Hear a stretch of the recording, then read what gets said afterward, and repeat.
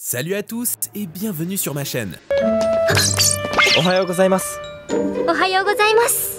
Ohayou gozaimasu. Je vais vous donner quelques informations supplémentaires sur les animés, les tendances pour 2024, les surprises pour 2024 et les anecdotes. Vous êtes prêts? C'est parti. Tout d'abord, savez-vous ce que signifie le mot animé?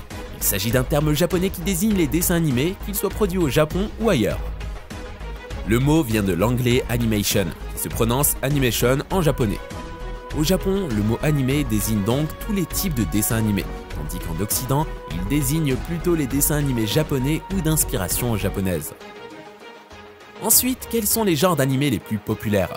Il existe de nombreux animés qui correspondent à des publics et des thèmes différents. Parmi les plus connus, on peut citer le shonen, qui vise un public masculin adolescent et qui met en scène des héros courageux, souvent dotés de pouvoirs qui doivent affronter des ennemis et des épreuves. Exemple, Naruto, One Piece, Dragon Ball, Bleach, etc.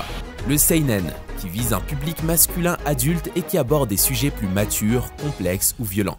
Exemple, Death Note, Ghost in the Shell, Akira, Monster, etc. Le josei, qui vise un public féminin adulte et qui traite de problématiques plus réalistes comme le travail, la famille, la société. Exemple, Honey and Clover, Paradise Kiss, Le Dame Cantabile, Chihaya Furu, etc. Le mecha, qui met en scène des robots géants pilotés par des humains, souvent dans un contexte de guerre ou de science-fiction. Exemple, Gundam, Evangelion, Code Geass, Macross, etc.